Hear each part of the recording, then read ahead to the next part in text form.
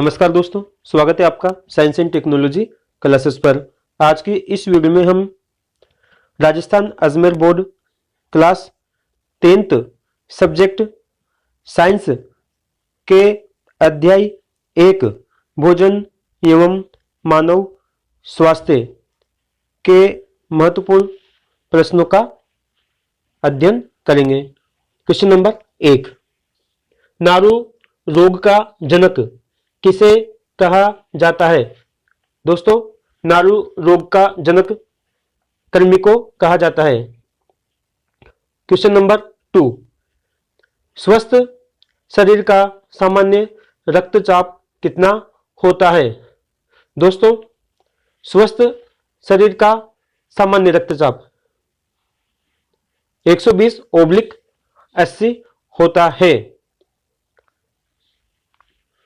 अगर 80 से कम होता है तो उसे हम लो ब्लड प्रेशर कहते हैं। अगर 120 से अधिक होता है तो उसे हम हाई ब्लड प्रेशर कहते हैं। इसलिए सामान्य रक्तचाप 80 और 120 के मध्य होना चाहिए। क्वेश्चन नंबर 3, तंबाकू किस कुल का पादप होता है? दोस्तों, तंबाकू सोलेनेसी कुल का पादप होता है। पादप में से होते हैं पेड़ पौधे। क्वेश्चन नंबर 4, मदिरा का मुख्य घटक क्या है? दोस्तों, मदिरा का मुख्य घटक है C2H5OH। क्वेश्चन नंबर 5, आयोडीन की कमी से होने वाले रोग का नाम लिखिए। दोस्तों, आयोडीन की कमी से गलघंड या गेंगा नामक रोग होता है।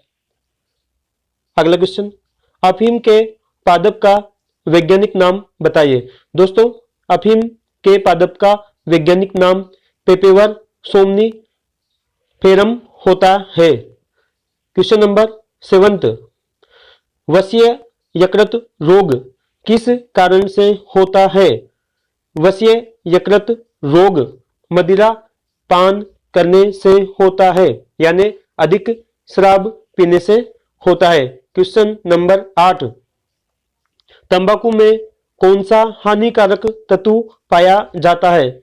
दोस्तों, तंबाकू में निकोटीन नामक एल्केलॉइड पाया जाता है। क्वेश्चन नंबर 9, रक्तचाप मापने वाले यंत्र का नाम क्या है? दोस्तों, रक्तचाप यानी ब्लड प्रेशर स्पाइगोनोमेनोमीटर के द्वारा मापा जाता है, जिसे रक्तचाप मापी भी कहते हैं। क्वेश्चन नंबर 10, नारू रोग के रोग जनक का नाम लिखिए। नारू रोग के रोग जनक का नाम ड्रेकनकुलस मेडिनेंसिस नामक कृमि होता है। क्वेश्चन 11, संतुलित भोजन किसे कहते हैं अथवा संतुलित भोजन से क्या तात्पर्य है?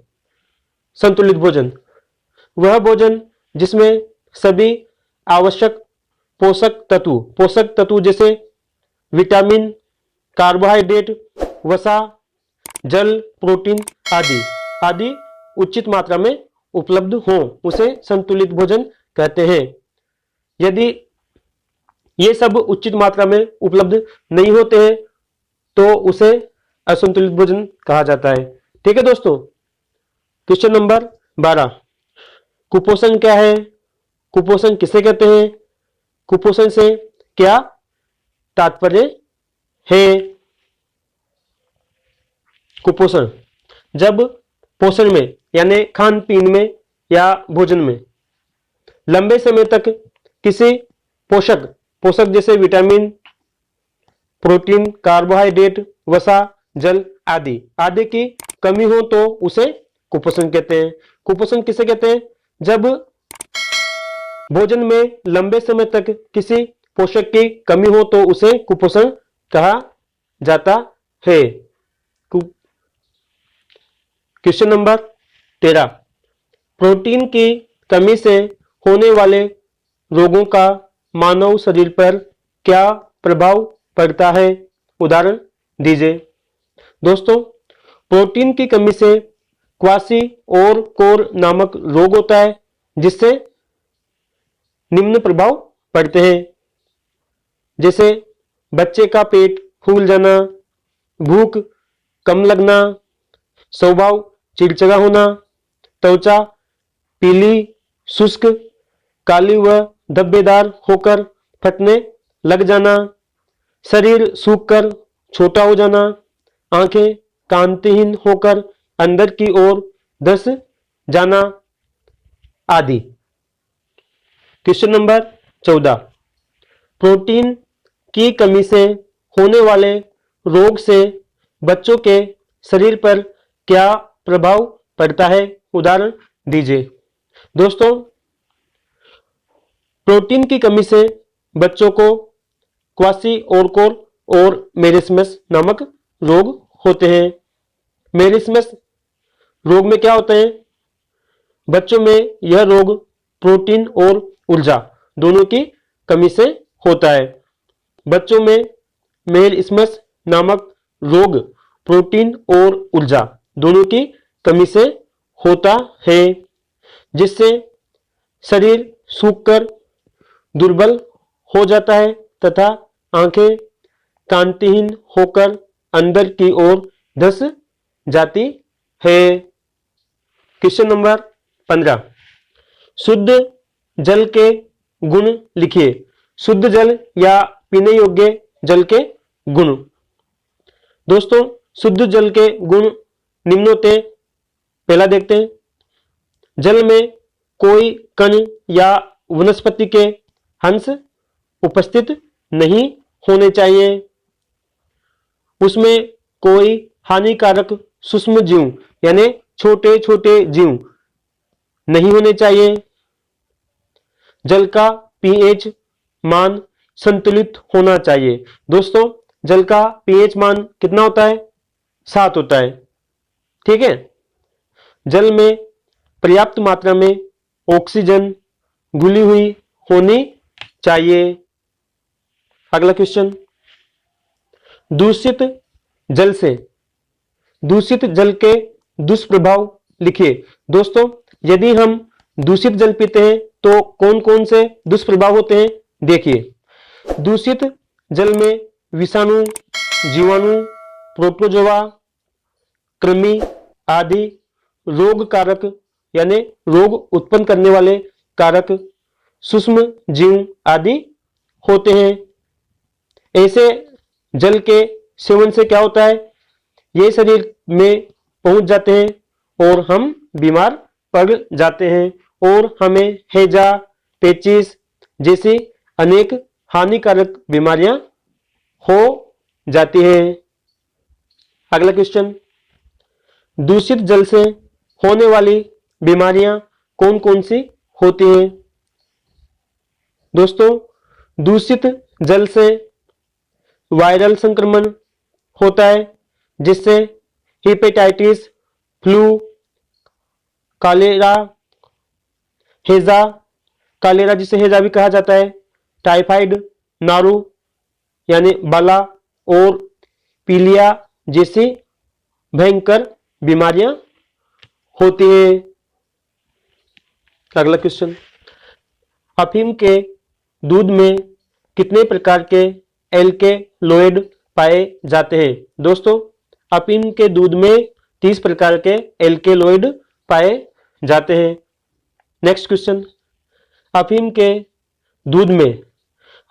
के दूध में कौन से एल्केलॉइड प्रमुख होते हैं? जैसे मार्फिन, कोडीन, निकोटीन, सोमनिफेरिन, पेपेवरिन आदि प्रमुख होते हैं। क्वेश्चन नंबर 20, तंबाकू से शरीर पर क्या कुप्रभाव यानी दुष्प्रभाव पड़ते हैं? दोस्तों, तंबाकू के सेवन से मुंह, जीभ, गले और फेफड़ों में कैंसर होने की संभावना होती है, इसलिए हमें तंबाकू का उपयोग नहीं करना चाहिए। अगला क्वेश्चन, तंबाकू से हृदय पर क्या प्रभाव पड़ता है? दोस्तों, तंबाकू के उपयोग से हृदय पर क्या प्रभाव पड़ता है? आंसर, तंबाकू का निकोटीन धमनियों की दीवारों को मोटा कर देता है। तंबाकू में क्या होता है? निकोटीन होता है। निकोटीन क्या करता है? हमारे हृदय में जो धमनियां होती है, धमनियों की दीवारें, उनको मोटा कर देता है, जिससे क्या होता है? रक्त दाब यानी ब्लड प्रेशर और हृदय की स्पंदन दर यानी धड़कने की दर बढ़ जाती है। क्वेश्चन 22, तंबाकू के सेवन से गर्भवती महिलाओं पर क्या असर पड़ता है? दोस्तों, गर्भवती महिलाओं द्वारा तंबाकू का सेवन करने से भ्रूण विकास की गति मंद हो जाती है। इस प्रकार महिलाओं को तंबाकू का सेवन नहीं करना चाहिए। नेक्स्ट क्वेश्चन, तंबाकू के सेवन से शरीर में क्या नुकसान होता है? दोस्तों, बीड़ी सिगरेट के धुएं में स्थित कार्बन मोनोऑक्साइड लाल रुधिर कणिकाओं को नष्ट करती है, जिससे रक्त की ऑक्सीजन परिवहन क्षमता घट जाती है। तंबाकू का सेवन शरीर में क्या नुकसान करता है?